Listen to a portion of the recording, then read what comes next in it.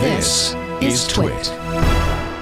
So this is interesting. Apple and Google jointly announced work on a new standard for its tracker technology. And really, this is designed to tackle the big, I'd say the big problem with tracker technology, things like AirTags. And I guess we don't have Google's tracker yet. Maybe we'll hear about that at Google I/O. But there's the tracker abuse, essentially. So what is that? Things like partners monitoring victims or car thieves tracking vehicles. I mean, pretty yucky stuff that people realized, oh, if this is a digital tracker, I can place this on person, or I can place this on vehicle attached to person, and I can see where they go, or I can, figure out the right time to steal that vehicle, or whatever it is that people that are doing this, come up with. It's a problem for Google and for Apple and for any other company that's in this business, because while the technology is helpful and is very useful in certain facets, it also carries this like dark undertone with it. And so Apple and Google really don't want that to be the case. They want to kind of figure out ways that they can get rid of the bad, but still keep the good of these things. So they're working on a new standard for this technology. They've submitted a draft specification with the Internet Engineering Task Force, the IETF. Samsung, Tile, Chipolo, Doofy Security, is it Doofy or Duffy? Pebblebee, they all support the draft spec.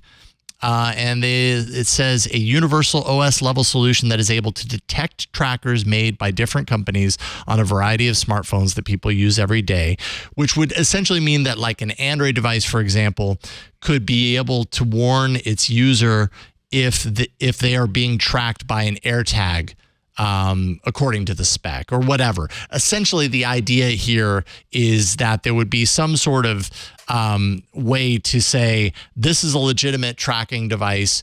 This is illegitimate. Like, this is one that's near you, but isn't registered to you, or whatever the case may be. So, and it would be built in, hopefully, I think eventually into the OS at the OS level, so that it couldn't be bypassed. And this would be implemented, if this kind of goes to fruition, by the end of 2023. That is this year. So it would be a pretty fast turnaround. And I mean, according to what I've read here anyways, a pretty great start to solving that problem. What do you guys think?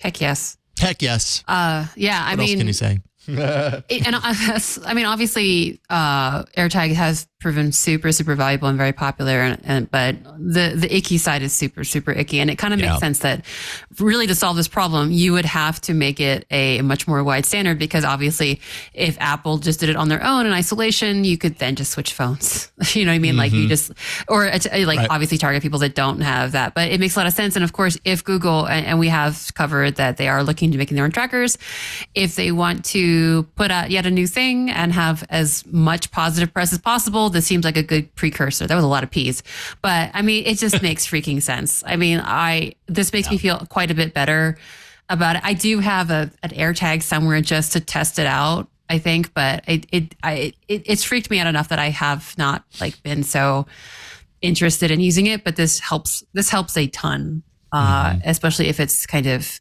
done in a cooperative manner to cover all bases. So yeah, let's do it. And I think the point that you made there is great, which is that there is so much icky or so much negative going with it, that in order for it's funny because like I have often thought about this and wondered, where I feel like for every accessory of places to put the tag, or like every story about how you can use it to optimize, never lose your luggage, you then see a story about how someone stalked someone or how someone stole luggage, or all this sort of stuff. And so I did wonder, like, is this something that is reclaimable, or is this just a malign that they're going to have to live with for always with these products, or not? And so it's nice to see them taking steps to try to turn it around. I don't know if it's going to work or if they can, but Yeah, I mean, it seems like they're both committed to working this into the OS, so on the OS level, with device, with some sort of cross-device compatibility, to say all these trackers, have it. Our solution has the ability to detect all of these trackers via Bluetooth or whatever, the other connection method is, and to determine whether this is a legitimate or illegitimate thing at the OS level. So I'm pretty confident that they can do that. They have a lot of interest, a lot of reason to get it right, So yeah. So I think it's really great to see this news come out, and also to see that it doesn't seem like, if things go according to plan, it doesn't seem like it's going to be a huge amount of time that we'll have to wait for that solution to start kicking in. It's already, the year's almost half over already. I don't know if you realize this. Somehow 2023 is almost half over, which is kind of crazy. Which is hard to believe. So at the end of the year, that'd be nice to get that.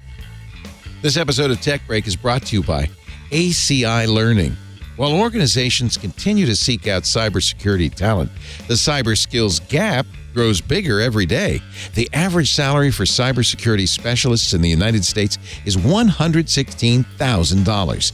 Through IT Pro's binge-worthy programs, ACI Learning can help elevate anyone choosing to start their IT career. Visit go.acilearning.com/twit to get started today.